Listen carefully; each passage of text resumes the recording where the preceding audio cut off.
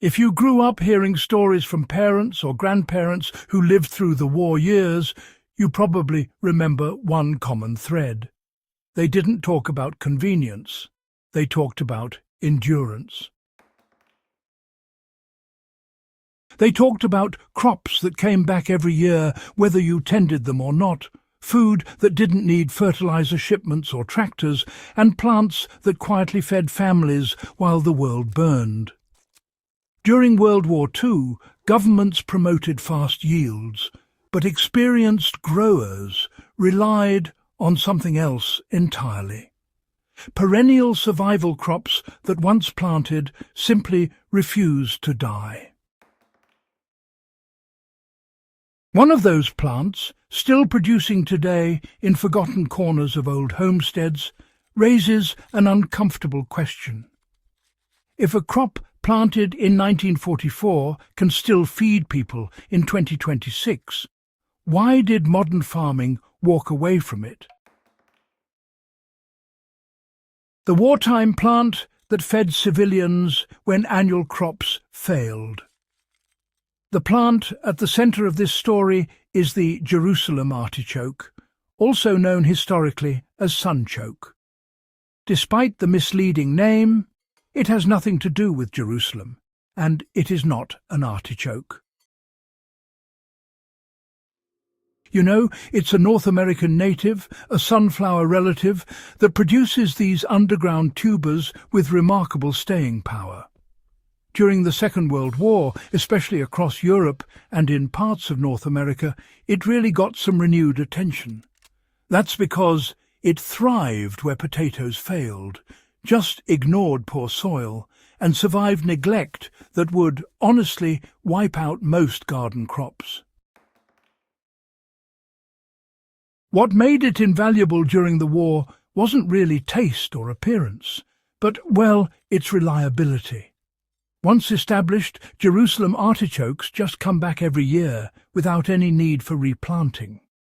Families who'd been displaced by bombing or rationing could return to abandoned land and still dig food straight from the soil. And, you know, any tubers left behind during harvest only made the next season's growth even stronger. Unlike grains or annual vegetables, there was simply no need for seed stock preservation. The plant, honestly, handled all that on its own. So let's talk about how one planting can, realistically, produce food for decades. The claim that a crop planted in the 1940s could still be harvested today is not folklore, not at all. Jerusalem artichokes, you see, reproduce underground through tubers that multiply each season. As long as the soil isn't poisoned or paved over, well, the plant persists. Old farm records, along with modern case studies, actually show patches producing continuously for 50, 60, even 80 years. The reason, really, is just simple biology. The plant stores its energy underground in a way that annual crops never do. Frost doesn't kill it. Drought, sure, it slows it down, but rarely destroys it. Insects, by and large, ignore it. Even if the plant is cut to the ground, the root system stays intact. This is exactly why wartime growers valued it so much. You could lose the visible crop and still not lose the harvest. Now, why did industrial agriculture quietly sideline this plant after the war? Well, after World War II, farming changed direction. Mechanization, chemical fertilizer and monoculture started to favor crops that could be planted, harvested and replaced on a strict schedule. Jerusalem artichokes, honestly, just don't fit that system. They spread aggressively, resist removal, and don't conform to neat field rows year after year. For farmers managing thousands of acres with heavy equipment, this was a liability, not a benefit. There was also a commercial problem.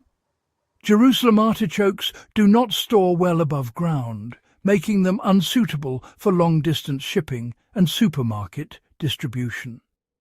Their value lies in being harvested as needed, directly from the soil.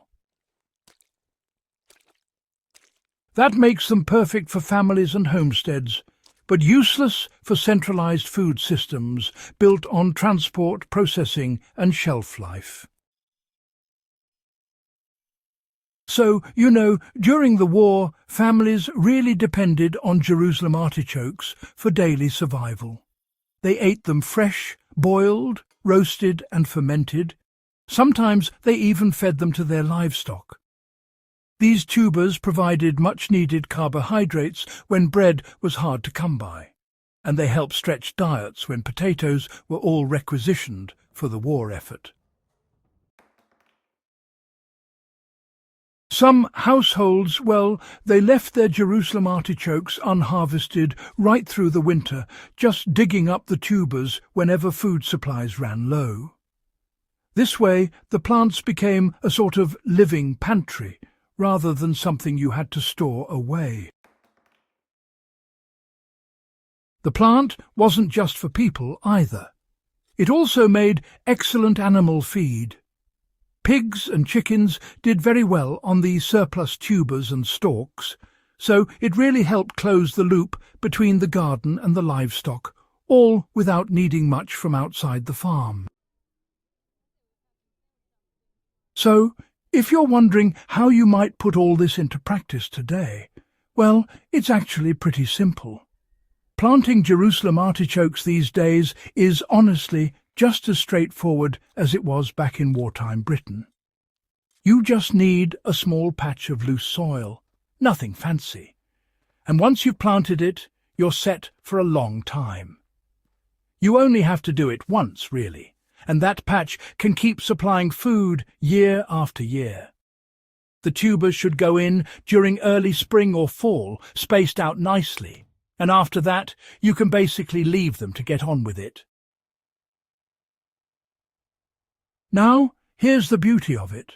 Once your Jerusalem artichokes are established, you don't really need to bother with watering, unless things get desperately dry.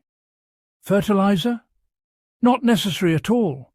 When it comes time to harvest, you just dig up what you need and make sure to leave enough tubers in the ground so the patch can keep going for next season.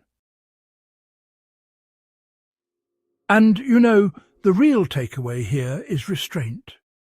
Wartime growers knew you don't just dig up every last bit of a perennial food source. You manage it with care. Take only what you need, leave some behind, and let the plant carry on doing its thing, year after year. That's the wisdom that stood the test of time. Why this forgotten crop matters more now than it did in 1944. Food security today faces different threats, but, the underlying vulnerability is the same. Dependence on annual planting, purchased inputs and long supply chains creates fragility. Jerusalem artichokes represent a different model, one rooted in permanence rather than yield maximization.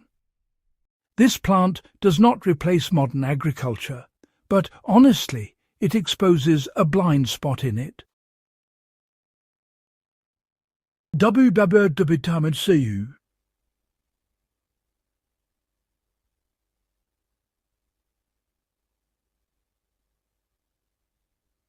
Fabricerai Mamay.